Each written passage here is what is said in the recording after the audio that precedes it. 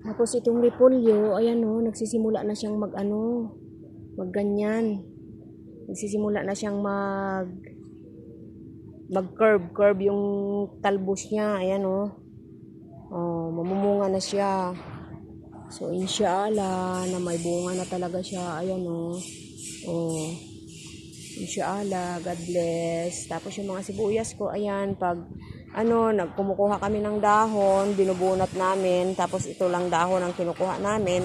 Tapos yung puno, itatanim namin ulit, binabawasan lang namin yung ugat. Ayan, ganyan. Ayan yung okra ko, ililipat ko na naman to.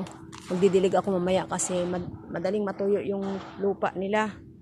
So pag natuyo, malalanta sila. So kailangan umaga at hapon ang dilig kasi masyadong mainit. Pag hindi mo lang madiligan ng isang beses, sus, kinabukasan, manguluntoy na yan sila. Mga lanta na yan sila. Ayan, oh. Oh, ito naman malunggay ko, oh. Yan. Aking malunggay. At aking mga tanim dito. Yan, may mga punla kami. Ito, bunutin mo yan at damo yan. Damo, hindi yan talong. Akala ng anak ko ay talong. Hindi yan talong, damo yan kasi mabalahibo yung niya, yung sanga niya. Oh, yan, yung aking coriander. Yan, may mga coriander ako. Tapos ito yung, sa Arabic pa ito, kudar malsamak.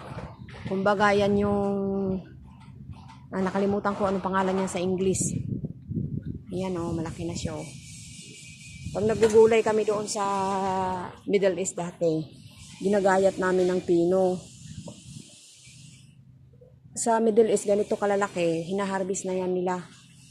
Pero hindi ko muna siya hinarbis. Del pala to, del. Yun, naalala ko rin yung pangalan, del. Ang pangalan nito sa English ay kudar malsamak. Yan, kasi inahalo nila to sa isda. Pag nagluluto sila ng isda, yan, ginagayat nila yan, yung hinahalo nila sa isda. Sarap. Yan, yung pichay ko. Yan. Yung mga bagong tanim pa rin ako. Kahit papano. Yan, nagsosurvive yung mga tanim ko ng pichay. Ito yung coriander. Nagsosurvive sila. Ayan. Kahit gaano kainit, nagsosurvive sila.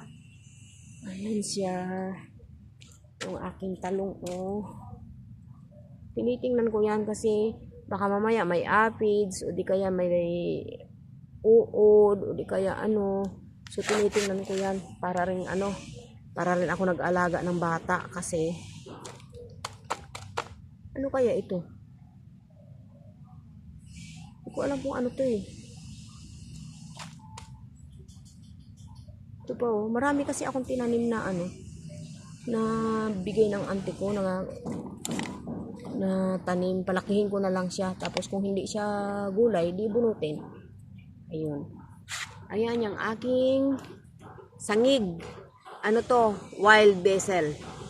To, Bisaya to na basil. Yan, sangig yan. Ito rin sangig. May buto ako doon.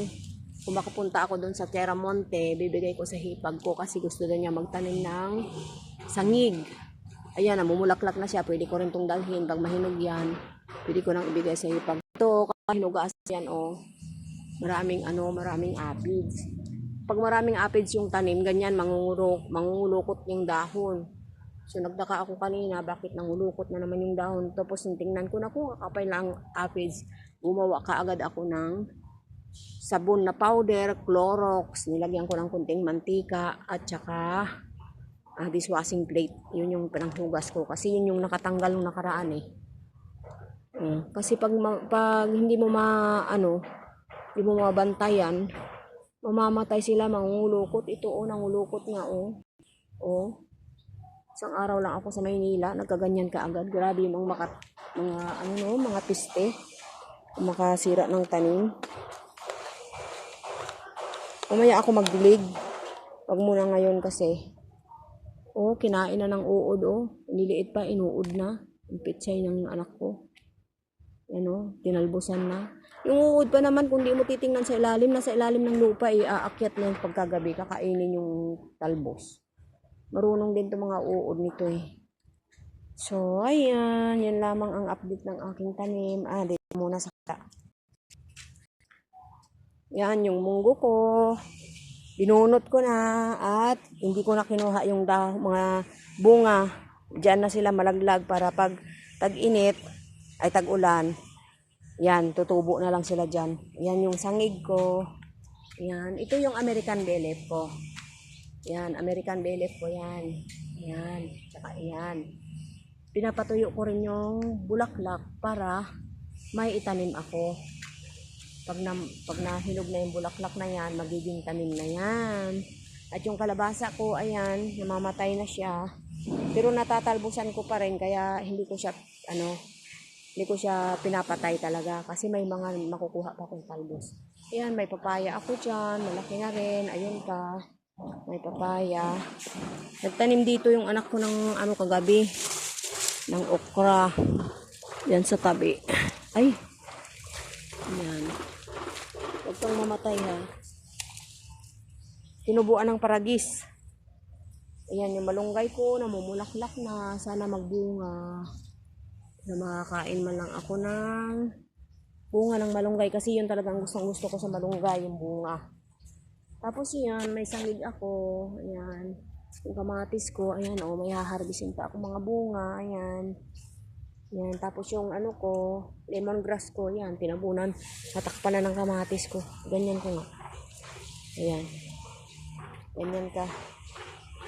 Para hindi matumba yung lemongrass. Ganyan.